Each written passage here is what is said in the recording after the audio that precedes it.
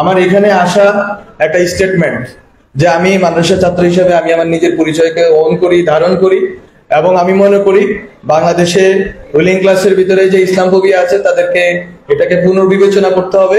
বাংলাদেশের নাগরিক হিসেবে বাংলাদেশের মাদ্রাসা ছাত্র আলেম সমাজ থেকে শুরু করে যারা আমাদের ইসলাম প্রিয় জনতা আছেন তাদের সবাইকে এই রাষ্ট্রে ইন্টিগ্রেশনের সুযোগ দিতে হবে। আসসালামু আলাইকুম। মিল্লাতে আমি 2013 সাল থেকে 15 সাল পর্যন্ত পড়াশোনা করেছিলাম। এই হলেই তো বোধহয় সে সময় আবু রায়হান, শহীদ আবু রায়হান হল বা এরকম একটা নাম ছিল।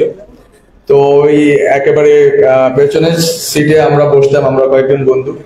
তো মাঝে মধ্যে ওস্তাদরা, বিশেষ করে ইসাহাক ওস্তাদ দুষ্টামির জন্য হচ্ছে যে কি বলে ডাস্টার দিয়ে হচ্ছে যে উনি হচ্ছে শাস্তি বিধান করতেন। তো সব ওস্তাদের কথাই মনে পড়ছিল যখন এখানে ঢুকছিলাম, যে এই রাস্তাঘাটে এখানে আমাদের সকল ওস্তাদ যারা আমাদেরকে পড়াইছেন, বিশেষ করে আলিম প্রথম বর্ষে এবং দ্বিতীয় বর্ষে, যাদের কাছ থেকে হাদিস, তাফসির এবং ফিকাহের কিতাবগুলো পড়ছি, সবার কথাই মনে পড়তেছিল। এবং এইখানে আমরা যে সময়টায় ছিলাম, ওই সময়টাতে আসলে বাংলাদেশে যে স্বৈরাচার চলছিল, ওই স্বৈরাচারের সবচেয়ে প্রবল সময়টা ওই সময় ছিল।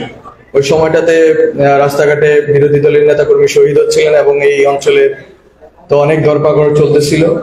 এরপর যখন ঢাকা বিশ্ববিদ্যালয়ে গেলাম, ওস্তাদ বলেছিলেন, ওস্তাদ বা আরেকজন কেউ বলেছিলেন যে এখানে মিল্লাতের পরিচয় দেওয়া যায় না।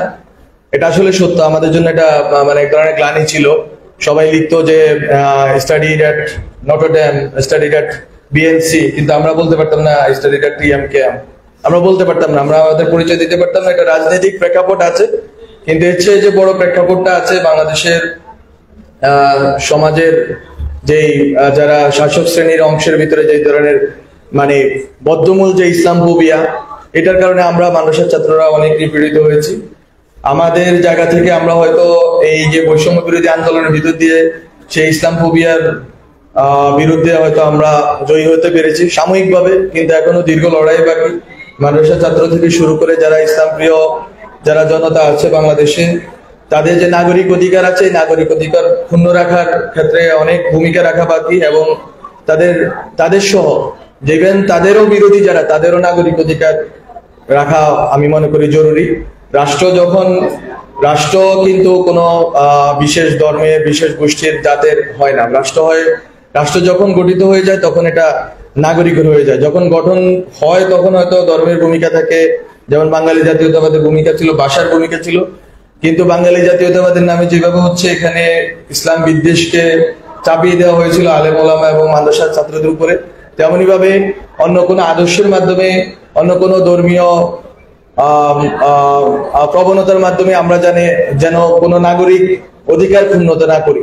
বরং রাষ্ট্রের দায়িত্ব হিসেবে আমাদের দায়িত্ব হচ্ছে সবাইকে সমান চোখে দেখা এবং সবার অধিকার নিশ্চিত করা।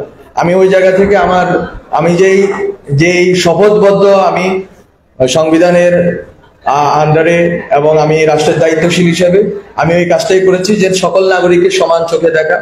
এবং এখানে বিশেষ করে বৈষম্য বিলোপের জন্য মাদ্রাসা ছাত্র এবং ইসলামফোবিয়ার যে কোয়েশ্চেন আছে সেটাকে আমি অ্যাড্রেস করার চেষ্টা করছি বারবার। আমার এখানে আসা একটা স্টেটমেন্ট যে আমি মাদ্রাসা ছাত্র হিসেবে আমি আমার নিজের পরিচয়কে ওন করি, ধারণ করি, এবং আমি মনে করি বাংলাদেশে রুলিং ক্লাসের ভিতরে যে ইসলামফোবিয়া আছে তাদেরকে এটাকে পুনর্বিবেচনা করতে হবে। বাংলাদেশের নাগরিক হিসেবে বাংলাদেশের মাদ্রাসা ছাত্র আলেম সমাজ থেকে শুরু করে যারা আমাদের ইসলাম প্রিয় জনতা আছেন তাদের সবাইকে এই রাষ্ট্রে ইন্টিগ্রেশনের সুযোগ দিতে হবে। কাউকে বাদ রেখে একটা রাষ্ট্র কখনোই দাঁড়াতে পারে না, সেটা নারী হোক, সংখ্যালঘু হোক, মাদ্রাসা ছাত্র হোক, কাউকে বাদ রেখে একটা রাষ্ট্র দাঁড়াতে পারে না। আর আরেকটা কথা বলে শেষ করি, আমি আসলে বলবো যে মিল্লাত একটা নির্দিষ্ট দল বা নির্দিষ্ট আদর্শের, হ্যাঁ এটা নির্দিষ্ট আদর্শের লোকদের প্রতিষ্ঠিত বা ওনাদের যে ইসলাম ভাবনা ছিল সেটার ভিত্তিতে ওনারা প্রতিষ্ঠা করেছেন।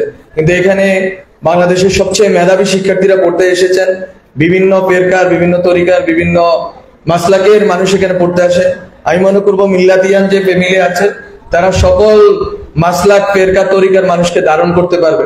এটাই আমি মনে করি যে তাহলে হচ্ছে মিল্লাতের যে আকাঙ্ক্ষা, যে সার্বজনীনতা, যে যারাই ইসলাম প্রিয়, যারা ইসলামের পক্ষে দায়বদ্ধ, ইসলামের সাথে দায়বদ্ধ, সে যেই ফেরকা, যে তরিকা, যে মাসলাকের হোক না কেন, সবাইকে ধারণ করলেই দেখা যাবে যে বাংলাদেশের নেতৃত্বে মিল্লাতিয়ানরা আসার সুযোগ পাবে।